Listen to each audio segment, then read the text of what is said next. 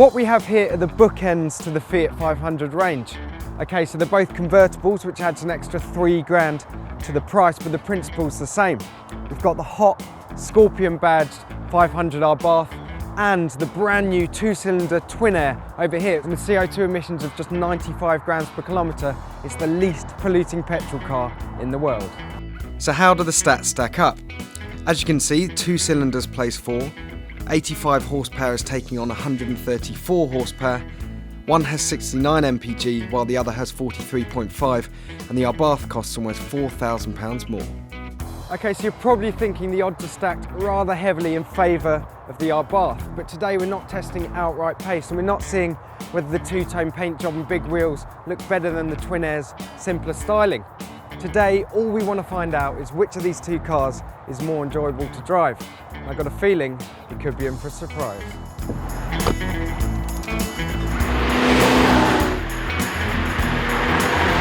Okay, so on the surface, this Abarth 500 is huge amounts of fun. It's fast, it's pointy, and that exhaust sounds fantastic, especially if you've got the roof peeled back. 0 to 62 miles per hour takes 8.1 seconds and it'll hit 128 miles per hour flat out. But it doesn't take long to realise it's far from perfect. The first problem is this robotised manual gearbox. It's just so slow.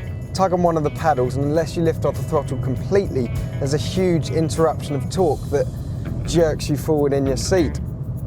You can push the sport button on the dash, that speeds up the changes a bit, but it loads up the steering with this artificial weight and that's not very nice at all either. And as for the ride, well, I think I might be having to pay my chiropractor a visit a little bit later on.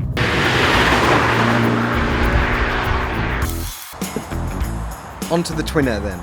Can the 2-cylinder newcomer really trump its more powerful older brother? Immediately you can tell this engine is a much better match for the 500. The original 500 back in the 50s and 60s had a 2-cylinder engine as well, and you can see why. It makes a really distinctive noise. And it actually, you can build up a fair bit of pace, but, and it's a big but, you do have to work the engine really hard, and you have to think that's probably affecting those headline economy figures that Fiat have been talking about. The suspension flows with the road rather than fighting against it like in the Abarth, and the lighter steering is much more suited to the car. Best of all, there's something effortlessly Italian and chic about the TwinAir, which is what the Fiat 500 is all about. What I didn't tell you is that earlier this morning I brimmed both cars of petrol and took a note of the mileage. Now that we've driven both on a variety of urban and country roads, let's find out the comparable fuel economies, bearing in mind that Fiat claims the TwinAir is over 50% more efficient than the Abarth.